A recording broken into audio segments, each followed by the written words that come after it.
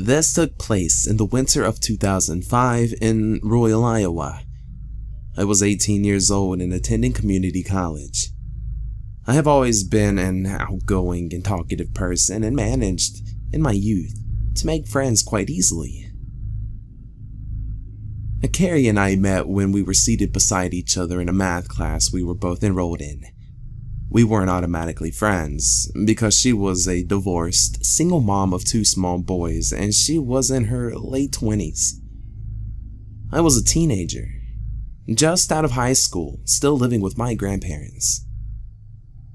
We just didn't have a lot in common on the surface, and she was usually quiet and just did her work. Now, one day I had a bad case of hiccups. I don't know how long I'd been hiccuping for, but hiccups. I faintly realized that I was expressing my displeasure with my situation louder than I thought. When I felt Carrie's eyes on me, I looked up from my desk and said, what? She smiled and started asking me all kinds of questions about my hiccups. Did they hurt? Was it a sharp pain or dull? What did it sound like?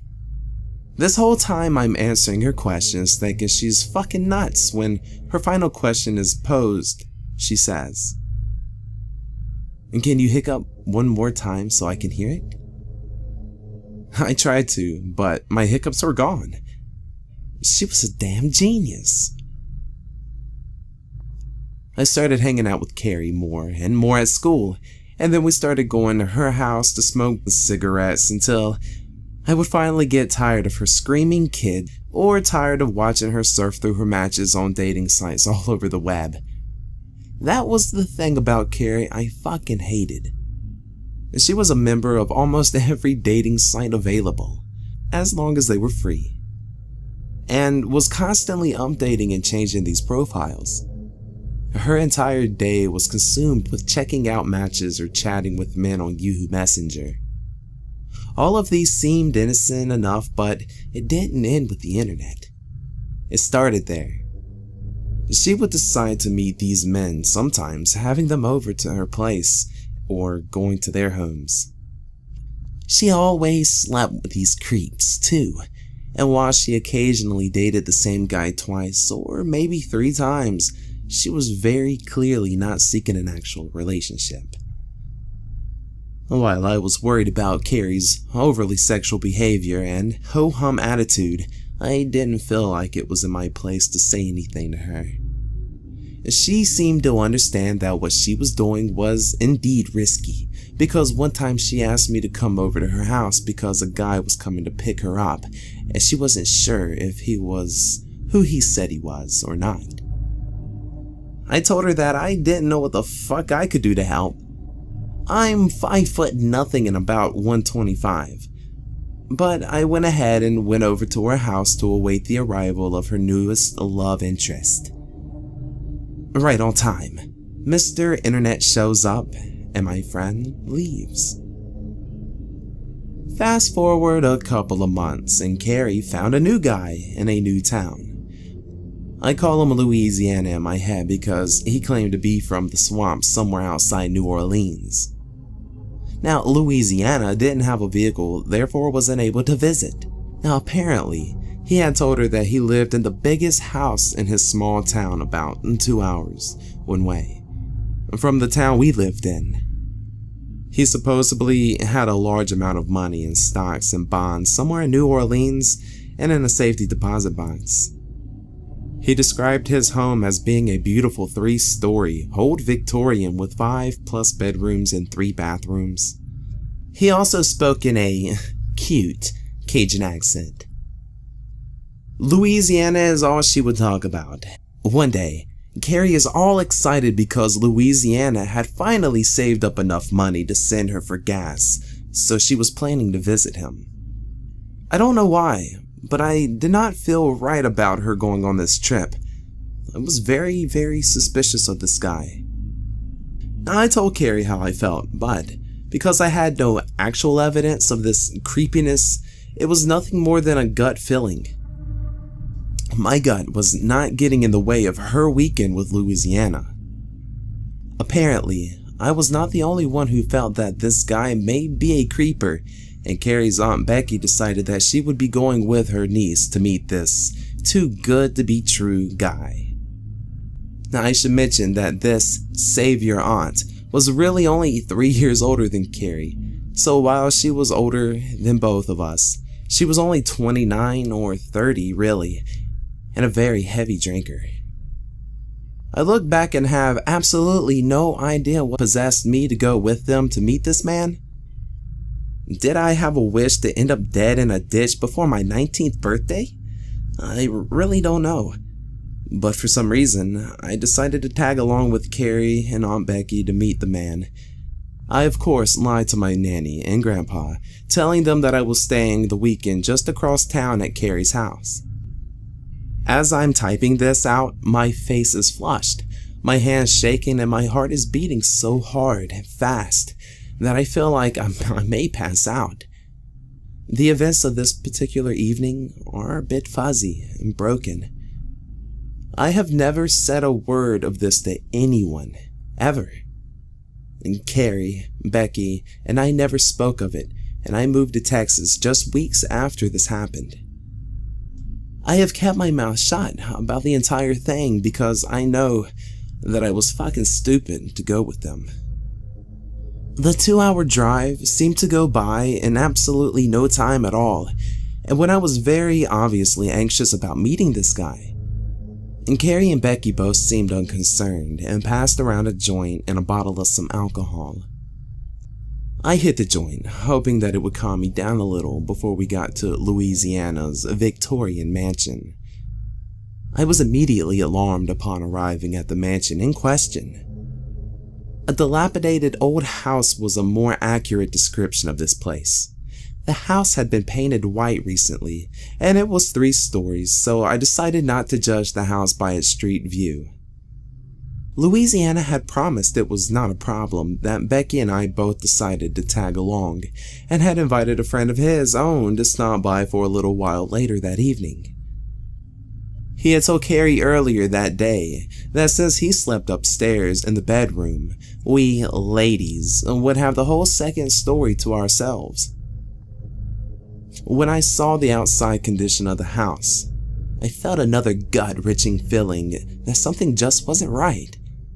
I told my friends that I was too lazy to carry my overnight bag inside and said that I would get it later. They shrugged it off as nothing, and Becky and I exchanged a quick, nervous glance before following a very excited Carrie. The front door opened before we even reached the porch, and out stepped a short, doughy white guy with thinning hair. Howdy there, y'all little ladies. Must be my lady friends. I almost laughed out loud at this man, quite obviously fake, Cajun accent, as Carrie had called it. I was born and raised most of my life in Texas, so I know a southern accent when I hear it. This one was a really bad one. There were more alarm bells in the pit of my stomach as I get a good look at Carrie seeing her lover boy for the first time. He was obviously aware of her staring. And why? Because he immediately began apologizing for the older pictures he had sent her. He claimed that the pictures she was receiving from him were of him just a few years ago. He waved us inside, and even though he lied about his mansion and his appearance for some damn reason, we all followed. So there we were, inside a strange house with a strange man, and I was positive that we were in trouble. I wasn't sure what the threat was yet, but I felt it, like acid eating away at my insides. Louisiana ushered us into the living room area and offered us a drink. He was very insistent that we have something, anything, to drink. We all declined but decided instead to smoke a bowl and let Carrie and Louisiana talk a little. I was listening to every single thing he said, and I kept looking at him even though I never contributed to the conversation between him and my friend. I was listening to him describe his life. A born and raised Southern gentleman, I wondered to myself if he had ever even visited a state below Missouri. He seemed to spew bullshit, but my friend was obviously dumb to the lies over everything, as simple as the weather in the southern states to the pronunciation of a typical southern word. I decided to ask for a tour of the house, and he seemed to be irritated with me for asking, but when Carrie insisted, he reluctantly decided to give us a very quick tour. We saw the living room, kitchen, and one bedroom on the main floor, but all the other doors were locked. He then led us up a short narrow flight of stairs and showed us a quick peek through a doorway to what was supposed to be his room. I immediately felt like he was lying because there was dust all over everything, but I brushed it off as it was nothing. Maybe he hadn't slept in his bed for a while? Every single other doorway minus one bathroom was nailed or painted shut. The tour was making me feel even more sick to my stomach. Now I really wanted to leave, but I didn't know how to tell Carrie and Becky without him hearing. He led us back downstairs and into the kitchen where he had a big pot of beans on a boil. He ran to the stove and started ranting and raving about his Nan's gumbo recipe and demanded that we try it. I walked over to the pot and told him that it looked like beans to me, because gumbo should have some sausage or something like that. At this point, Louisiana decides he doesn't like me very much, so he just started ignoring me. Now about an hour goes by and his friend shows up looking all sorts of creepy. He doesn't introduce himself or even make eye contact with any of us. He just walked in, sat down and sparked up a joint. I was okay with that because boy was my anxiety through the roof. I could tell that Louisiana, Carrie, and Becky were all getting tired of my excessive questions. Sometime during that joint, Louisiana left the room to get us all some freshly squeezed lemonade. Now I remember him warning us that it could be a bit bitter because he didn't really like to use much sugar. Halfway through my drink, I noticed that he wasn't really engaging in conversations with us, ladies, anymore. He was watching us. No, watching me, like he was waiting for something. I felt like he was waiting for me to say or do something. He went from completely ignoring me to watching my every movement. I became extremely nervous with his gaze. It was so intense on the side of my face that I kicked Becky's foot and motioned towards him with a "the fuck is up with this guy" look. She saw exactly what I was talking about after a few more minutes of him just staring at me as Carrie rambled on about something. I suddenly decided that I had to get the fuck out of this house, and so I jumped up out of my seat like I had been electrocuted or something. "Oh my god, I'm sorry, but I left my bag outside. I'm gonna go grab it, okay?"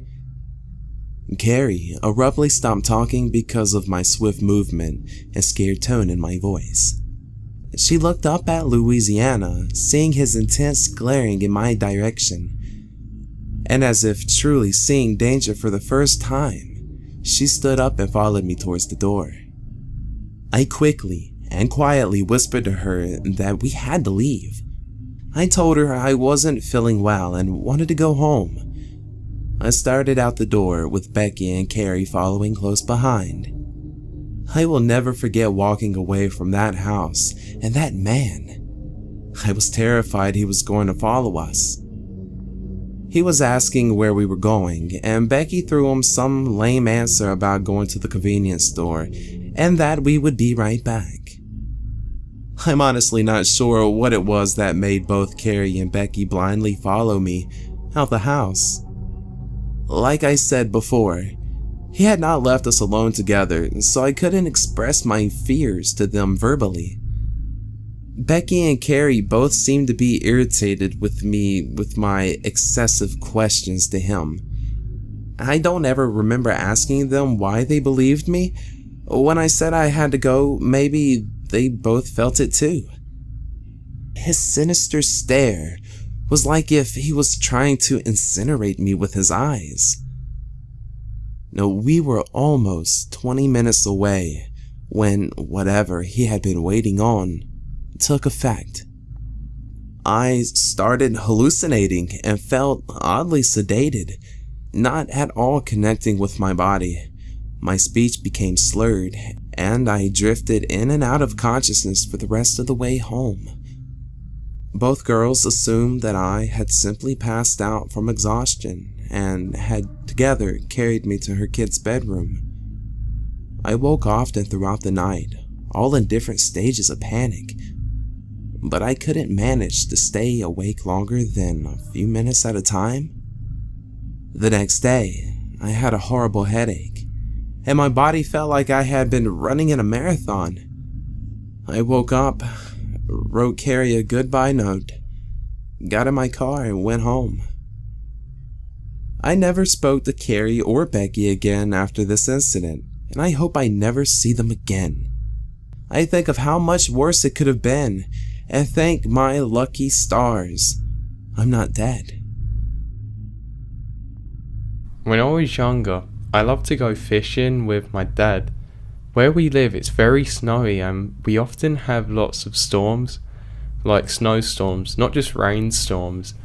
But the thing was, this meant all the lakes froze. Normally that would have annoyed me because I couldn't fish like normal, but then one day my dad introduced me to ice fishing. I had lots of good stories and memories of doing this, except for one. Here's how my story begins. One day I was going to go ice fishing with my dad, and for some reason this day my dad had a really weird feeling about going out. I don't know why he had it, he just did, and he was reluctant to go at first, plus it was almost getting dark. But I persisted until eventually he just shrugged it off as just being paranoid, so we set off. We had quite a long walk to get to where the ice was, but that didn't matter. I love snow, so I love walking in it and hearing my dad's stories. So we set off and just got talking like normal, talking about the fish we were going to catch and whatnot. Either way, I was super excited. We started walking for about 5 minutes and my dad just stopped. I don't know why, but he didn't say anything either. I was scared. Dad, what's wrong? Shh. Dad? Oh no, it's alright, son. I didn't know what was going on. I have never seen my dad with that kind of a concerned look in his face since. But being young, I just shrugged it off as paranoid, or maybe listening for animals in the back. Maybe he just thought he heard something. Regardless, we continued walking further. As we were walking, even I started to feel a little paranoid. I'm not gonna lie. Something did feel off, but I wasn't sure whether it was just my father's superstition rubbing off on me. Anyway, we settled back into it and started to have a really good time. We finally got to the spot where we did our ice fishing, and I started making our camp like we normally would, and my dad started cutting the ice so we could fish. I just took a minute to stop and relax and notice how much I liked being here. I was looking up at the sky and just appreciating the snowfall. That was when something caught my attention. I was almost certain that I saw something off in the distance in the trees. I was really worried about bears at the time because I had nightmares about them. It was a little odd. Just, you know when you catch something out of the corner of your eye, but you're not really sure if you saw it? I went straight back to what I was doing anyway. I didn't think there would be bears out all the way up where we lived. Surely not, right? So I finished setting up part of the camp and went to go and see my dad. He was really struggling cutting the ice, and he said that there was no way he could do it with the saw he was using. He seemed pretty annoyed.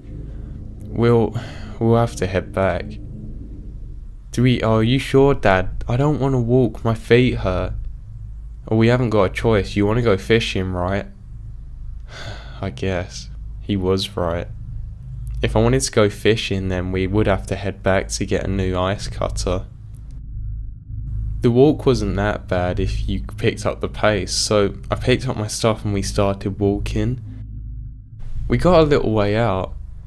Just as we were, my dad suddenly stopped again. "Dad, what is it?" Again, he didn't say anything. He said, "Oh, nothing, I'm just paranoid," and kept on walking after a somewhat awkward silence. The camp was starting to go out of sight now, and then again, my dad just stopped. I have no idea why he stopped. I think we need to get going. What? Just as my dad said that, we saw something go behind us. I didn't know what it was. I was worried a bear was coming. Suddenly, the light went out on our campsite, and I just laughed at it. I was thinking it was the snow putting it out. But my dad, he wasn't sharing the funny side of it. He looked like he was really in fear. He just grabbed my hand and said, "Let's run." I was laughing the whole time. We started jogging all the way back to where we lived. He grabbed my hand and said, "Just run." And we started running, constantly looking back. "Dad, why are we running? It's just snow." I was still laughing, half expecting to see a bear come up. That's when it hit me that there were far too many footsteps that we could have possibly made going up there. And they were fresh too.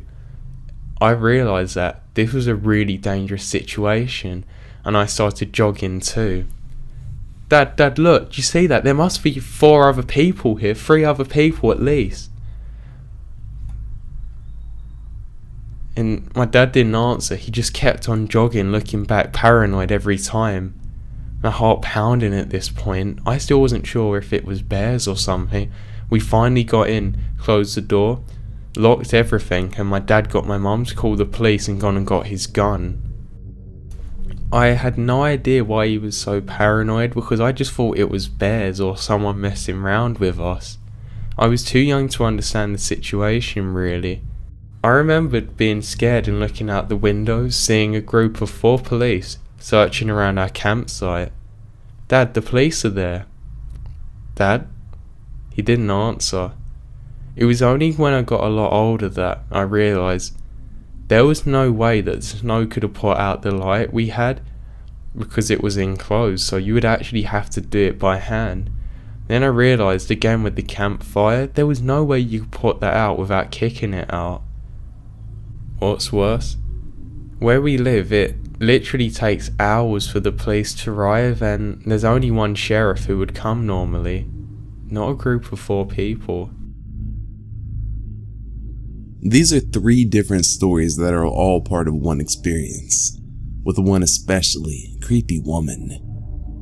These incidents happened throughout the span of 14 plus years. Describing the type of neighborhood I lived in would be integral to the story. When I was 6 years old, me and my family, parents, 2 brothers, and grandparents lived in the ghetto part of the city. It was a poor neighborhood housing several ethnic groups of immigrants. Break-ins, random violence, and drug abuse were common occurrences. So whenever I went out to play with my friends, my parents never let me wander off out of the apartment complex, out of their line of sight from our apartment window. Moreover, I wasn't allowed to walk to or from school without being accompanied by family. The school wasn't very far from our house, a 10-minute walk. The way to the school passed a big, ghetto-ish playground, which I loved, that had a long uphill paved trail leading right to the school. My parents never let me go to the playground alone with my friends, and had really frustrated my little 6-year-old brain. Given the nature of our neighborhood, and me being a girl, I had heard endless speeches about the horrors of wandering off alone outside, stranger danger, and all that jazz.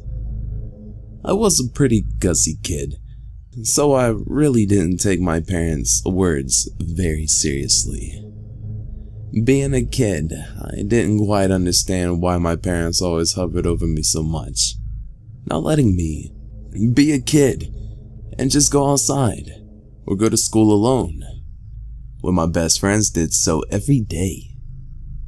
So one day, I decided I'd one-up my parents and come back completely alone from school to gain their trust.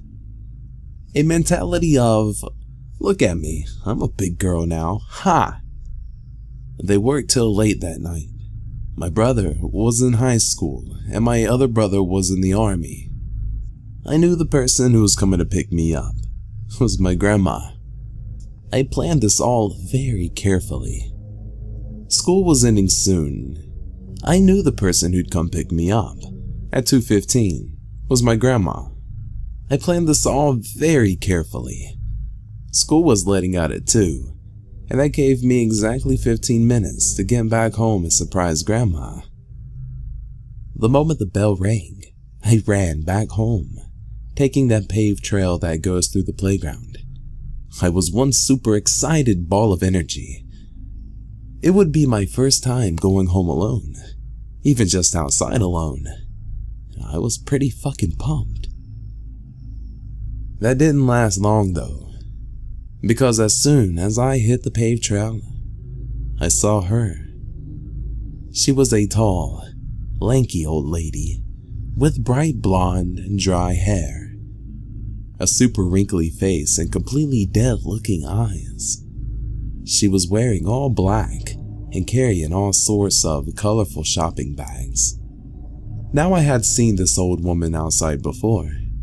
My parents talked about how creepy she is and how she probably methed up 24/7. I froze too late because she spotted me and started to approach me. "Hey, little lady, do you want some candy? I have the best candy in town." Her voice was raspy, like someone who spent the vast majority of their life downing Marlboro cig packs. The closer she got to me, the worse I felt. I told her I'm not interested and nonchalantly skipped by her, faster than walking, so I could continue home.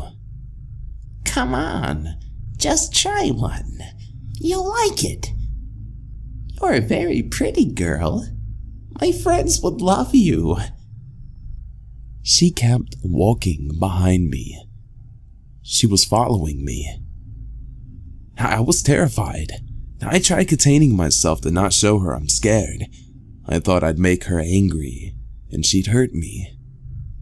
I walked a bit faster and told her again that I'm not interested. She started screaming some nonsense. I ignored her and walked faster. At some point, she stopped screaming. Soon after, I could hear her breathing and felt her fingers on my arm. As if being touched by the old banshee wasn't terrifying enough, I heard her running after me. As I turned my head to see where she was, the sack of old bones was legitimately sprinting behind me as far as her old legs could carry her. Imagining seeing an old, creepy-looking, dressed in black lady running after you, it was such a frightening sight for a 6-year-old me. After running for what seemed like forever, the old witch was just around 10 meters behind me. At the playground, I saw my grandma on her way to the school to pick me up. She was pretty shocked to see me, obviously, but mostly because I was hysterically crying. I pointed at the old lady, who was now trying to make it seem as if she was lightly jogging. I told my grandma about the candy and the chasing. My grandma is a very non-confrontational person and is easily scared, so her only reply to the old lady was, "She just gets so emotional and overly excited at things," greeted her goodbye, and took me home.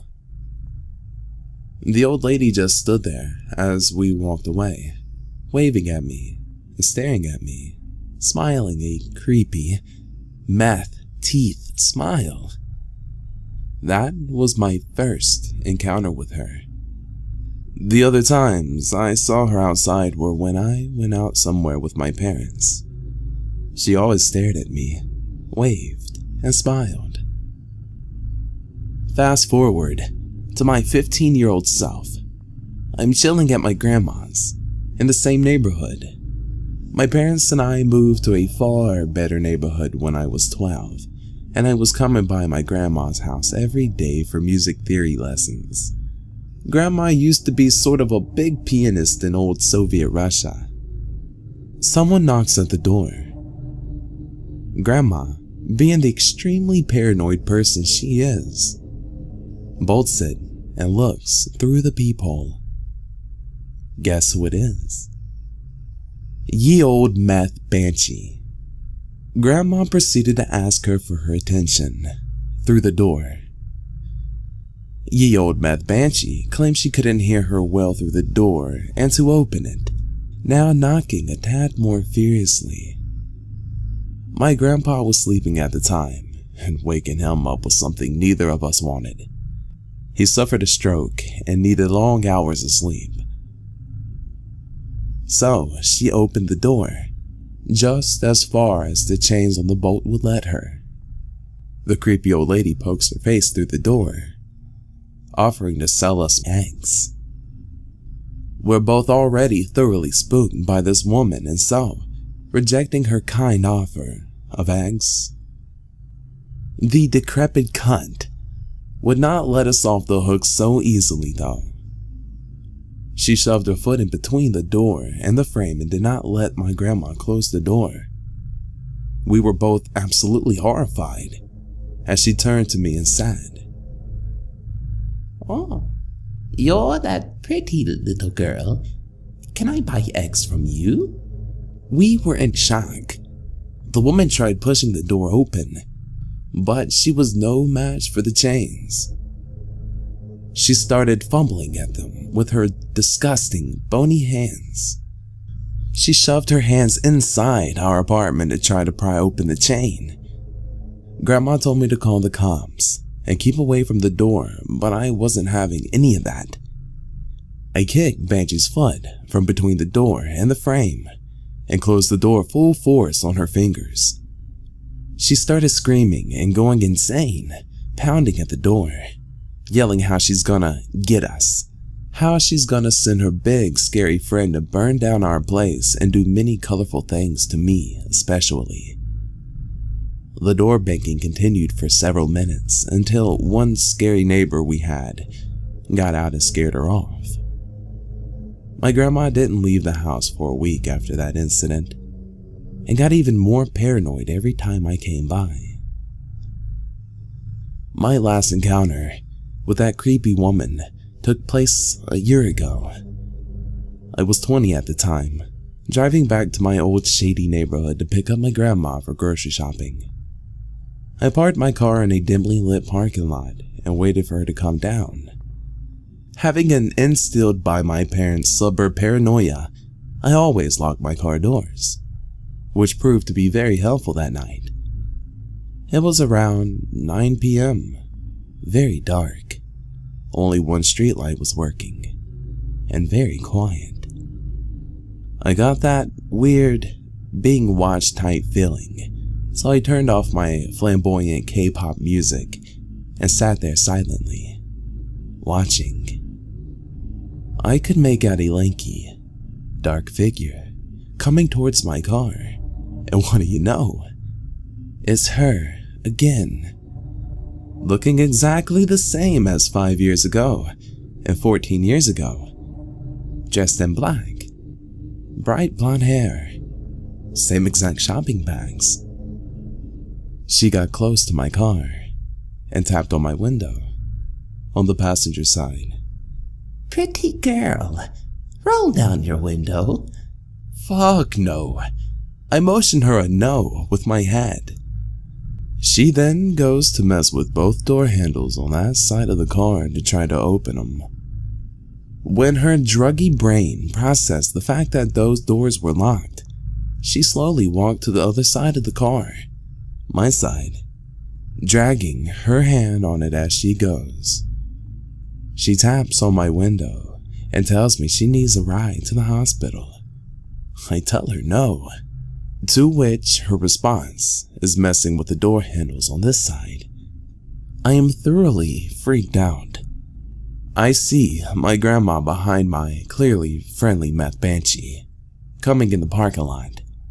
She sees what's happening and freezes. I text my grandma to silently approach the car from the other side and quickly get in, while I entertain the creepy woman and simultaneously reach out to open the passenger door. That she does, and our plan works without a hitch. We're both safe and sound inside the locked car. Problem was, my trunk isn't locked. It can only be locked manually with a key, and we only bother to do so when the car is parked outside, not when we're driving. Meth Grandma was enraged, yelling at me that I'm rude, going through the "my gang will fuck you up" routine. She stands too close to the car, and I'm scared of running over her foot. God forbid I have to pay for her insurance money. She throws a fit, hitting the car with her bags, looking fucking demented. I notice she keeps her feet really close to the car and is walking to his back, to the trunk. My jaw dropped to the fucking floor as I saw her open the trunk, slowly and quite literally crawling into it, giggling like a fucking maniac. Boy, did I floor that poor gas pedal. Me and my grandma also screamed. Our screams were muffled with cherry Korean pop music, which I turned on to try to make myself feel better shortly after that witch was out of our car for good. Creepy Meth Grandma had a name befitting her creepy nature. Lena. Everyone in the neighborhood knew her as the local creeper. Apparently, she was in and out of prison and a mental asylum. She wasn't harmless, per se. She was known for some violent fits, but there was no record of her actually hurting someone. What was and still is the most disturbing feature of Lena is the fact that her image never changes. She always wears the same clothes, looks exactly the same as she did 15 years ago, and even carries the exact same bags. It's like a monster out of a fairy tale. It will always appear the same in your head, no matter how much time passes since you read the story. I never saw Lena again after that last encounter, but I heard she popped up here and there around town. My feelings towards her are mixed. She terrified me as a kid, but the older I grew, the more I pitied her. She was just an old woman who was, and is, off her rocker, and probably addicted to several kinds of drugs. So for some backstory, I'm a Brazilian guy. I'm 20 years old today, but around the time of this story I was 12.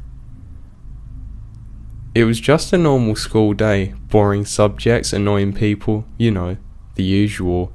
I come from a family with a somewhat good financial situation. At the time I had the Motorola V3, which was like top of the line back then. It was really uncommon for kids to have one. Every day after school, it would take a while for my father to pick me up with his car, which used to be a silver Mervia. It was also the same car that he used to drive me to school with.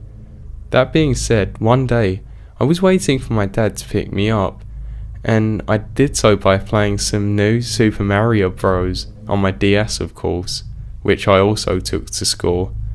That's when my cell phone rang and I heard a somewhat cheery man saying, "Hey Pete, it's your Uncle Paul. I'm here to pick you up with your dad. Come outside." I simply answered, "Okay," and left through the front gate. The thing is, it was still early, way earlier than my dad usually picks me up. When I thought about it, I went back inside and waited for another call, and it came fast. "Where are you?" the man asked. I replied, "Yeah, I don't see you," and he sighed on the other side of the phone, giving me instructions. "I'm with the same blue Corolla that I dropped you in today, with Pete. Come on," he said, then hung up. He was getting impatient. My 12-year-old brain processed what was happening and connected the dots. The thing is, I had no uncles whose names started with the letter P. The last thing was that no one called me Pete.